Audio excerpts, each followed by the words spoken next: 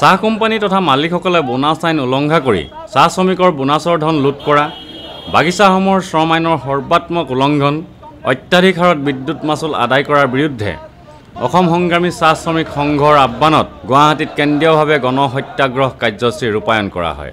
এই উপলক্ষে সহস্ৰাধিক চাহ শ্ৰমিকে গুৱাহাটী ৰেল ষ্টেচনৰ পৰা ৰিজাৰ্ভ বেংক, কটন কলেজ হৈ কামৰূপ মহানগৰ জিলা উপায়ুক্তৰ কাৰ্যালয়লৈ বিশাল সমদল উলিয়ায়।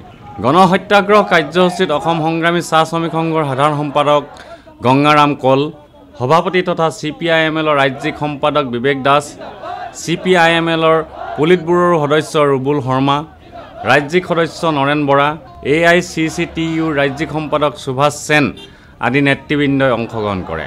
এই সম্পৰ্কে বিবেক দাসে কয়, 1965 চনৰ বনাছ আইন মতে অসমৰ চাহ শ্ৰমিকসকলক বহুদিন ধৰি বনাছ দিয়া হোৱা নাই।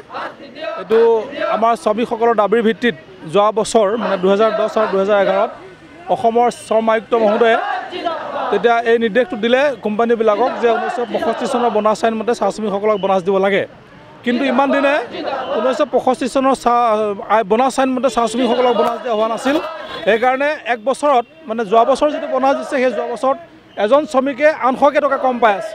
গতিকে গোটেই অসমত আমি দেখিছোঁ যে গোটেই অসমৰ চাহ শ্ৰমিকসকলৰ পৰা কোম্পানীবিলাকে প্ৰায় 48 কোটি টকা এবছৰতে লুটপাট কৰিছে। গতিকে যোৱা প্ৰায় 30 বছৰ ধৰি এনেদৰে 48 কোটি টকাকৈ যদি লুটপাট কৰি থাকে এটা ব্যাপক পৰিমাণ হয়। আৰু যোৱাবাৰটো নিদিলে, তাৰপিছত চাহ শ্ৰম আয়ুক্তই যিটো নিৰ্দেশ দিলে কোম্পানীবিলাকক, এইটো কোম্পানীবিলাকে নিৰ্দেশ পালন নকৰিলে। আৰু এইবছৰ যিটো বোনাছ দিলে এই বছৰটো কোম্পানীবিলাকে এইটো পালন নকৰিলে। আমি ভাবিছিলোঁ যে তৰুণ গগৈ চৰকাৰে কোম্পানীবিলাকক এটা নিৰ্দেশ দিব যে শ্ৰম আয়ুক্তৰ যিটো নিৰ্দেশ পালন কৰিবৰ কাৰণে, কিন্তু দেখা গ'ল যে তৰুণ গগৈ চৰকাৰখনে পিছত শ্ৰম আয়ুক্তগৰাকীৰ ওপৰত এটা হেঁচা দিলে যে আপুনি আগৰ অৰ্ডাৰটো প্ৰত্যাহাৰ কৰিবৰ কাৰণে।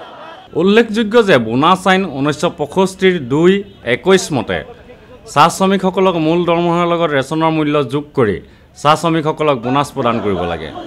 কিন্তু চাহ কোম্পানী আৰু মালিকসকলে এই আইন উলংঘা কৰি দশক ধৰি চাহ শ্ৰমিকসকলক প্ৰাপ্য বোনাছৰ পৰা বঞ্চিত কৰি আহিছে। অৰ্থাৎ একোজন শ্ৰমিকৰ পৰা চাহ কোম্পানী তথা মালিকসকলে প্ৰতি বছৰে কমেও 600 টকা বোনাছৰ ধন লুট কৰি আহিছে।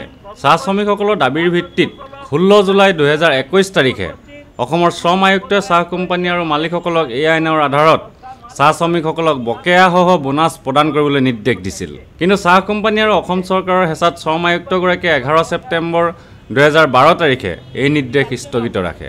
আনহাতে কোম্পানীসমূহে বাগিচাত প্ৰচলিত সকলো শ্ৰম আইন সৰ্বাত্মকভাৱে উলংঘন কৰিছে।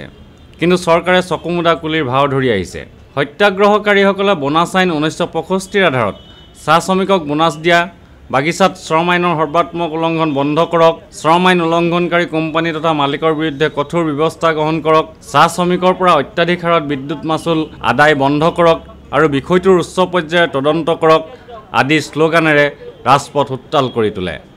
শেষত সত্যাগ্ৰহকাৰীসকলে কামৰূপ মহানগৰ জিলা উপায়ুক্তৰ জৰিয়তে অসমৰ ৰাজ্যপাললৈ এখন স্মাৰকপত্ৰ প্ৰেৰণ কৰে। চেণ্টিনেল নিউজৰ হৈ সুশান্ত দাস, গুৱাহাটী।